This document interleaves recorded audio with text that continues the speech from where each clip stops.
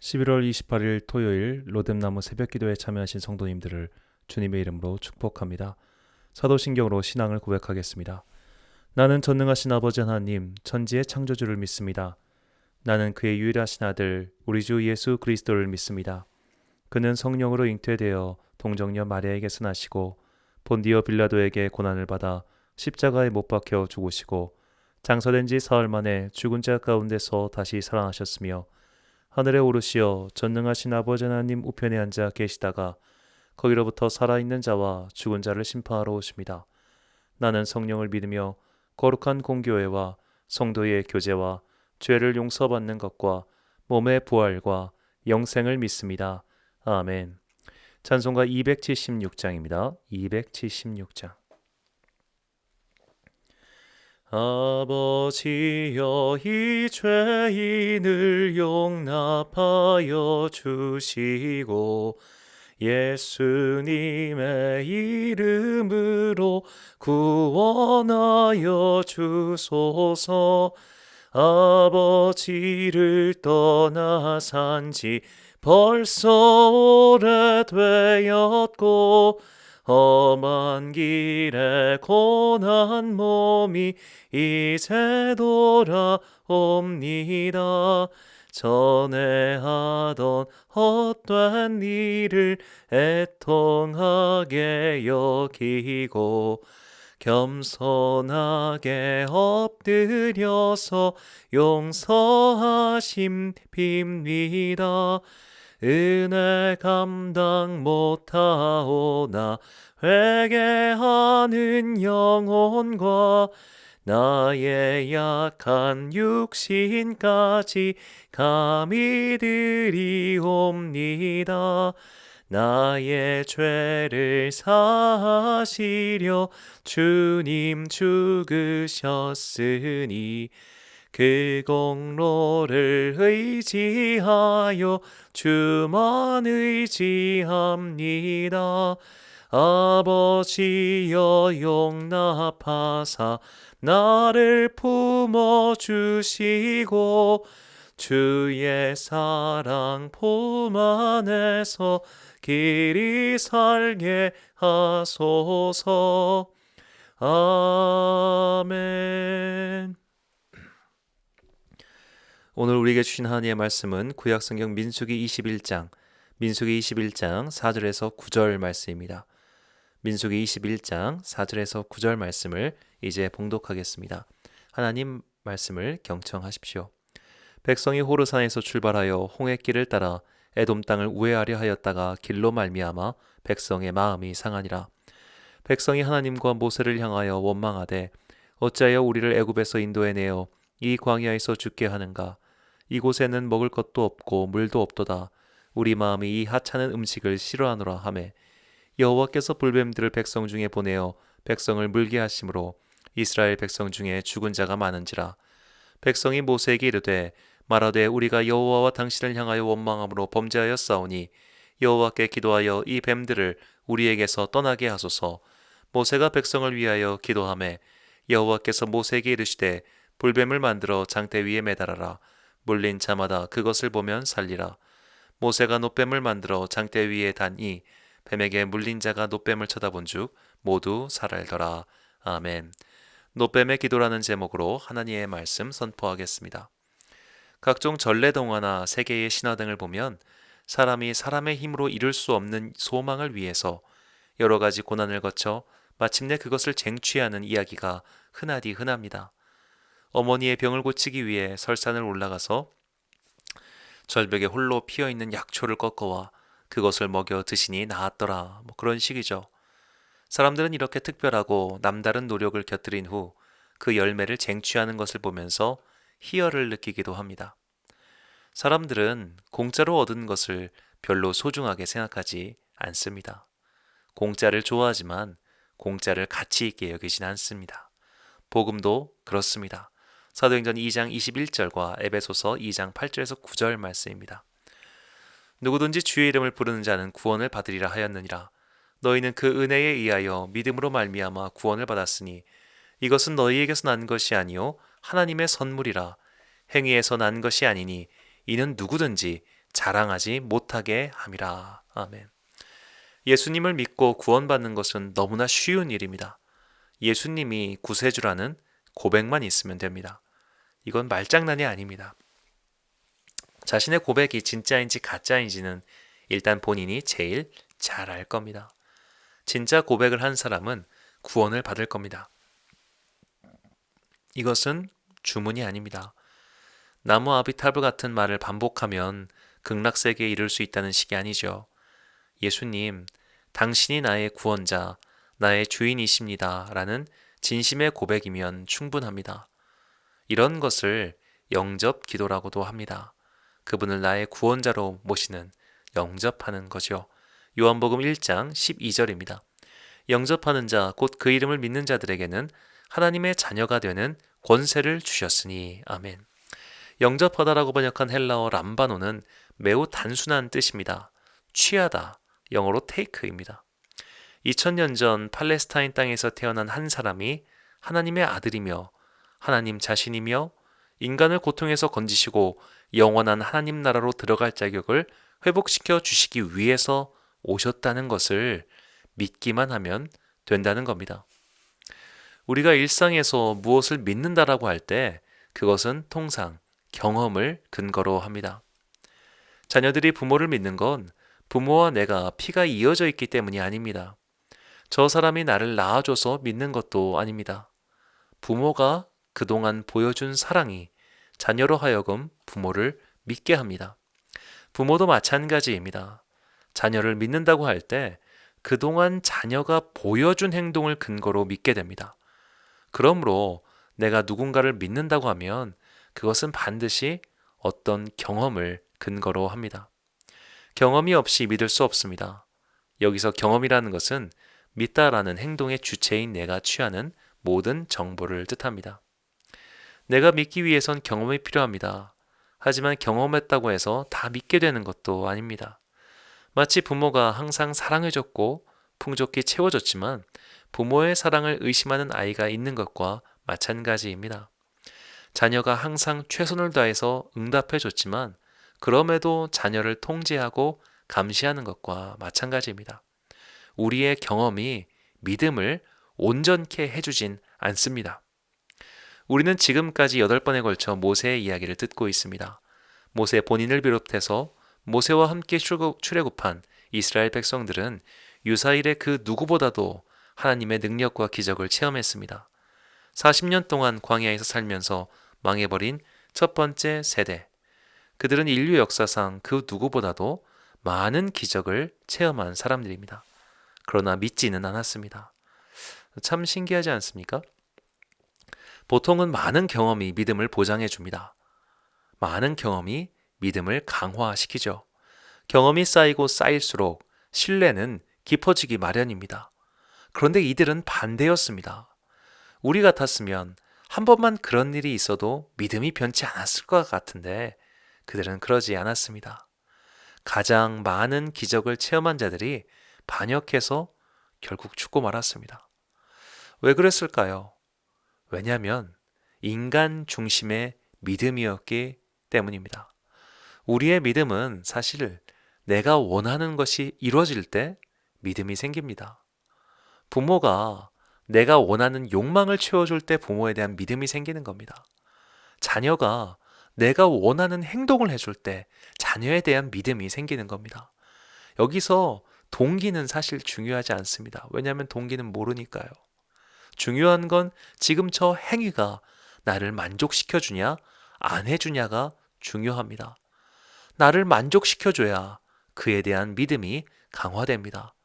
나를 만족시켜주지 않으면 그가 나에 대한 진심이 어떻든 그를 원망하게 됩니다.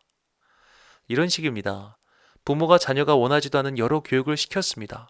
그러다 보니까 자녀는 거기에 대한 스트레스를 받고 부모를 원망하게 되는 거예요. 우리는 내가 원하는 것을 받고 내가 원하는 경험을 해야 믿음이 생깁니다. 내가 원하는 경험을 반복해야 믿음이 강화됩니다. 사실 모든 것이 내 중심인 겁니다. 그래서 나한테 좋은 일이 생겨야 하나님이 살아계시는 겁니다. 내가 하는 일이 잘 돼야 살아계신 예수님입니다. 내가 원하는 대로 되면 믿음이 생기고 내가 원하는 대로 안 되면 믿음이 없어집니다. 이스라엘 백성이 그랬습니다. 자기들 생각대로 된 게 하나도 없었습니다. 자신들의 부푼 꿈을 이루어주는 게 없었다는 겁니다. 믿음 생활을 하면, 하나님을 믿으면 이전보다 나은 삶이 와야 할 것 같은데 이전보다 나아지지 않았습니다. 오히려 퇴보한 것처럼 보였습니다. 이집트에서 살 때는 괴로워도 분명히 얻을 게 있었습니다. 먹을 것도 많았고 때로는 풍성한 것들을 누릴 수도 있었습니다. 하지만 이집트를 떠난 뒤 그들은 가난해졌습니다. 그리고 자유롭지도 않았습니다. 복잡하고 귀찮은 정결 예식이 너무 많아졌습니다. 제약사항도 많아졌습니다. 하지 말라는 건 왜 이렇게 많아졌고 또 하라는 건 왜 이리 많아졌는지 모르겠습니다. 그들은 아마 이런 생각을 했을 겁니다. 이러려고 이집트를 나왔나? 이 질문을 바꾸면 이러려고 하나님을 믿었나? 이러려고 교회 다니나? 라고 생각한 겁니다. 오늘 모세가 맞닥뜨린 상황, 그리고 지금까지 맞닥뜨린 상황은 모두 이 일의 반복이었습니다. 내 소망이 채워지지 않을 때, 내 기대가 충족되지 않을 때 믿음은 작동되지 않았습니다. 그것은 즉 사실상 많은 이들의 믿음이 내가 믿고 싶은 걸 믿을 뿐 믿고 싶지 않은 걸 믿지는 않는다는 이야기입니다. 인간은 공짜를 가치 없어 한다고 앞서 말씀드렸습니다. 그래서 오히려 예수를 믿기 어려워합니다. 그 이름을 믿으면 구원받는다고 하는데, 그분이 정말 구세주라는 것을 믿으면 구원받는다고 하는데 너무 쉬운 겁니다. 하나도 어려워 보이지가 않습니다.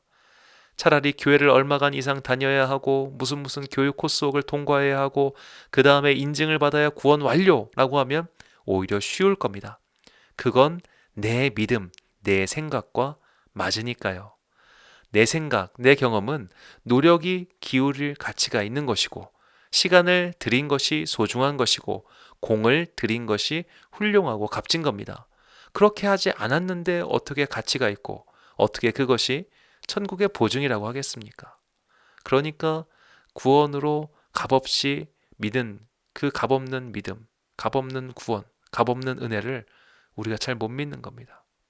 오늘 본문 사건이 그랬습니다. 이스라엘 백성이 광야에서 또 원망합니다. 아론이 죽은 후 일어난 일인 것을 볼 때 이들은 아버지 세대에 이은 광야 2세대입니다. 이제 약속의 땅으로 완전히 들어가야 할 세대였습니다. 그들의 불만은 길 때문에 시작되었습니다. 에돔 땅을 통과하면 훨씬 쉬운데 그 길을 돌아간 겁니다. 에돔은 에서의 후예들로 그들도 이삭의 자손이었기 때문에 하나님께서 그들에게 주신 땅이었습니다. 그들은 하나님의 약속 때문에 그 길을 돌아갔습니다. 그래서 짜증이 났습니다. 원래 하나가 짜증나면 연쇄적으로 여러 가지 짜증이 다 겹쳐오지요. 이스라엘 백성도 그렇게 연쇄작용을 일으킵니다. 본문 5절입니다. 백성이 하나님과 모세를 향하여 원망하되 어찌하여 우리를 애굽에서 인도해내어 이 광야에서 죽게 하는가? 이곳에는 먹을 것도 없고 물도 없도다. 우리 마음이 이 하찮은 음식을 싫어하노라 하매. 지금 여기에 있는 사람들은 50대 이상을 제외하고는 이집트를 모르는 사람들입니다. 그런데 경험도 하지 못한 이집트 이야기를 꺼내면서 불평을 내뱉고 있습니다. 예전에 탤런트 정보석 씨가 이런 말을 했습니다. 아들이 며느리와 전화로 싸우는 걸 옆에서 들었나 봅니다. 그런데 그 말투나 내용이 자신이 애들 어릴 적에 부인과 싸우던 것과 똑같은 말로 싸우고 있더랍니다. 그 말을 듣고 소름이 돋았다고 하죠. 아이들이 매우 어렸을 때임에도 애들은 그걸 그대로 배운다는 겁니다. 좋은 것은 못 배워도 나쁜 것은 금방 배우는 게 인간입니다.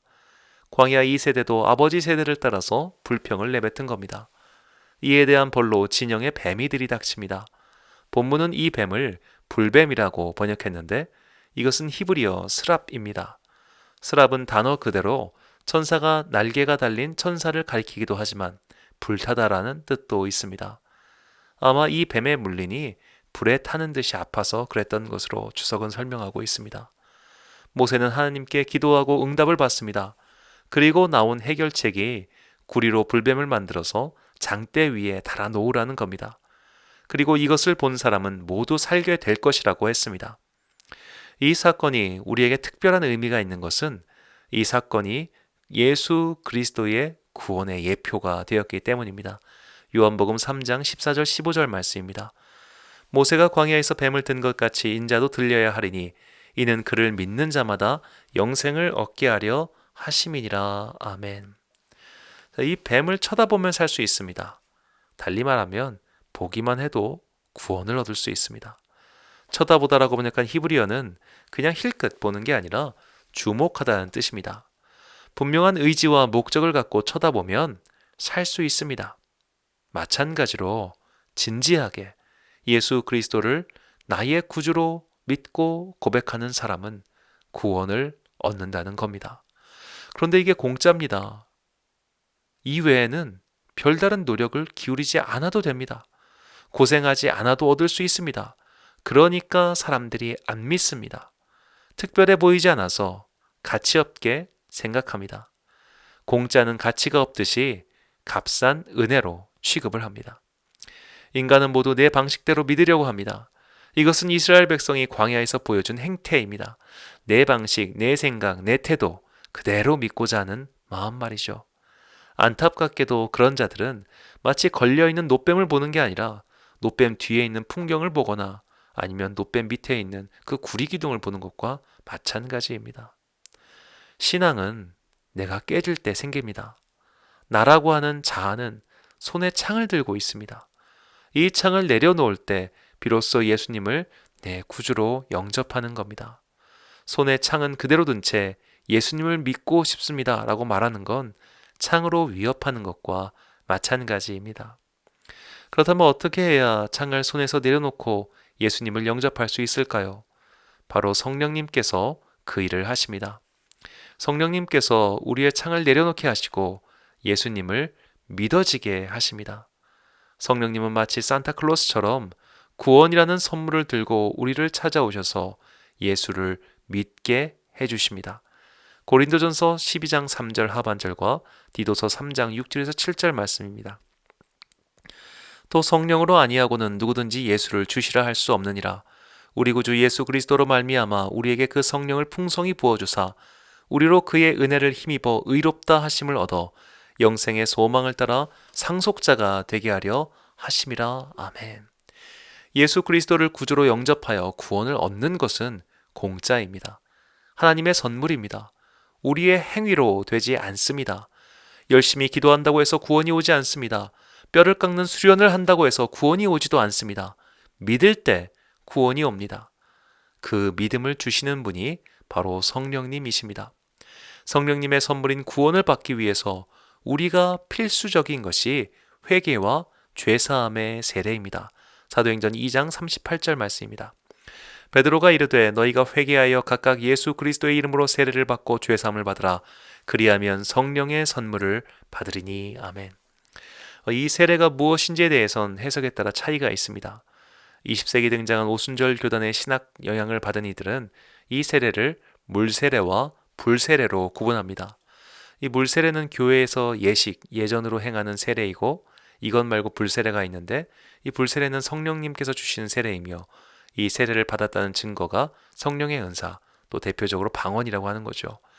그래서 오순절 교단의 신학에서 방언은 구원의 필수적인 징표입니다. 방언에 대한 신학적 해석은 차치하고서라도 모두가 동의하는 한 가지 사실은 진실된 회개가 필요하다는 겁니다. 인간의 죄성, 나의 죄인됨을 겸손히 고백하지 않으면 그리스도 예수의 구원을 받을 수가 없습니다. 아까 말씀드린 것처럼 손에 여전히 창을 들고 있는 것이니까요. 주님, 내가 죄인입니다. 내 힘으로는 내 손에 창을 내려놓을 수 없습니다. 내 힘으로는 죄가 주는 고통의 문제를 해결할 수 없습니다. 주여 나를 도와주옵소서. 이것이 회개 기도입니다. 내가 구체적으로 지은 부도덕한 것들을 회개하는 것도 중요하지만 그것보다 선행되어야 할 것은 나는 어쩔 수 없는 인간이며 내 힘으로는 할 수 없다는 고백, 그것이 회개입니다. 인간의 길과 방법을 고수하다가 이 길로는 안 되는구나, 이 방법으로는 안 되는구나 라며 인생의 방향에서 돌아서서 하나님의 방향으로 가는 것이 회개입니다. 이 회개의 기도를 드릴 때 성령님의 선물인 구원을 받습니다. 회개할 수 있을 때 회개해야 합니다. 성령님께서는 때로는 먼저 그 사람에게 찾아가셔서 깨우치게 하십니다. 목사님의 간증입니다. 그분은 참 험난하게 주님을 만나셨습니다. 첫 번째 결혼을 하셨는데 1년 만에 사별을 하셨습니다. 두 번째 결혼을 하셨는데 몇 개월도 되지 않아 아내분이 가출을 하셨습니다. 그리고 세 번째 결혼을 하셨는데 그마저도 순탄치 않았습니다. 본인은 그냥 남편은 밖에서 돈만 잘 벌어다 주면 된다고 생각했습니다.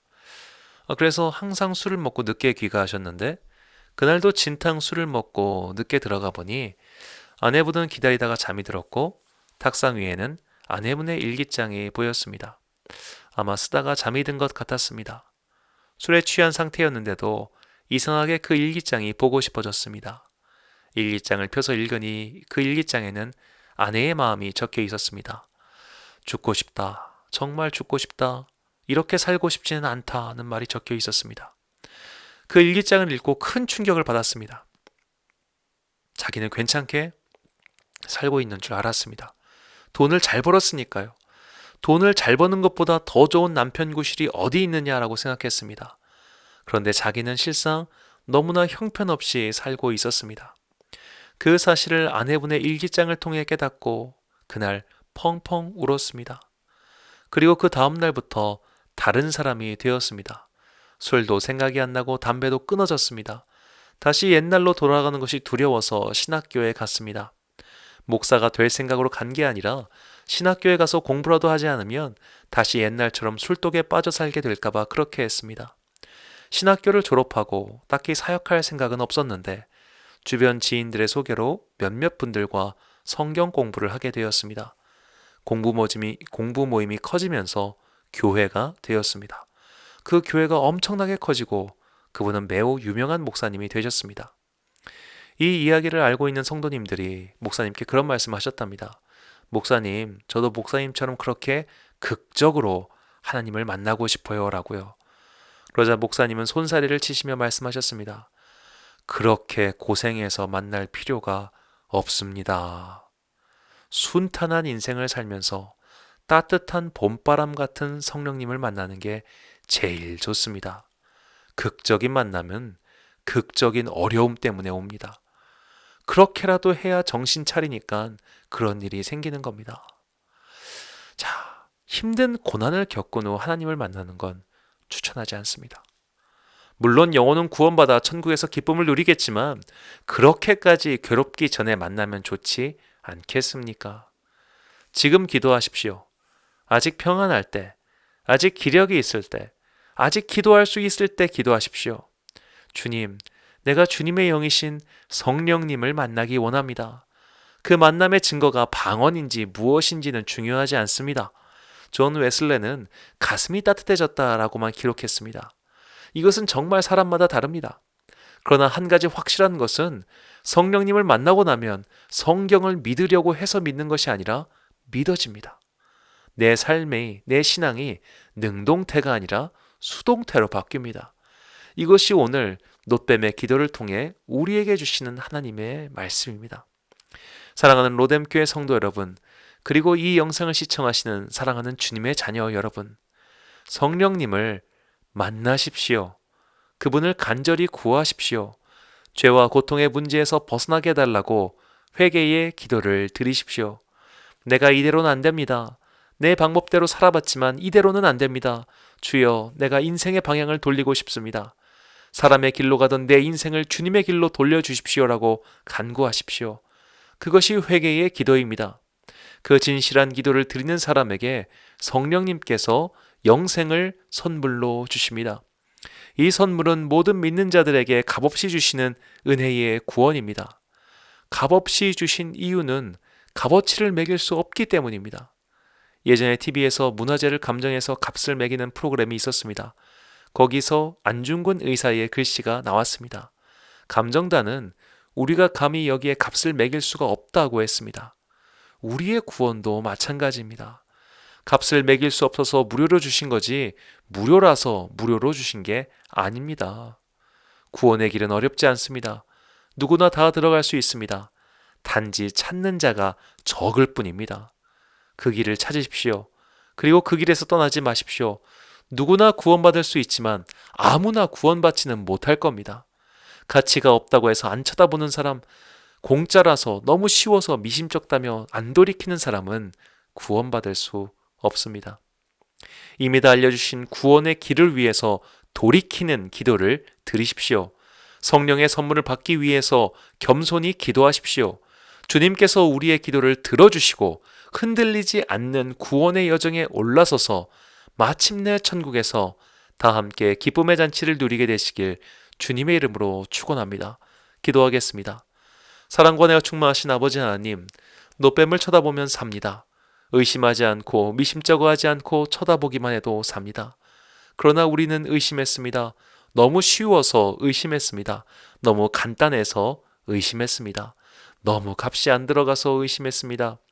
이제 구원의 방법을 의심하지 않고 주님의 십자가를 쳐다보겠습니다. 장대에 높이 들리신 그리스도 예수를 바라보겠습니다. 우리에게 성령님의 선물인 구원을 내려 주옵소서. 이미 교회의 세례를 통하여 얻은 구원을 의심하지 않게 하시고 날마다 죄를 회개하고 인간의 길에서 돌이키게 하옵소서. 그리하여 성령 충만의 은혜를 더하여 주옵소서. 구원의 믿음이 흔들리지 않게 하시고 굳건한 성령 충만의 은혜를 우리에게 열어주신 구원의 길을 끝까지 걸어가게 하옵소서. 오늘은 주일의 예비일인 토요일입니다. 이제 내일부터 대림절이 시작합니다. 교회 이력으로 새해가 시작되었습니다. 예수님의 생일을 기다리고 주님의 다시 오심을 기다립니다. 주님 다시 오시는 그날까지 우리의 믿음이 변하지 않도록 성령님 우리를 지켜 주옵소서. 이제 시작하는 대림절기를 통해 다시 오실 주님을 기다리는 우리의 믿음이 더욱 굳건하게 하옵소서. 교회력으로 새해가 시작됩니다. 새해에는 감히 상상치도 못한 주님의 섭리와 인도가 이루어지게 하옵소서.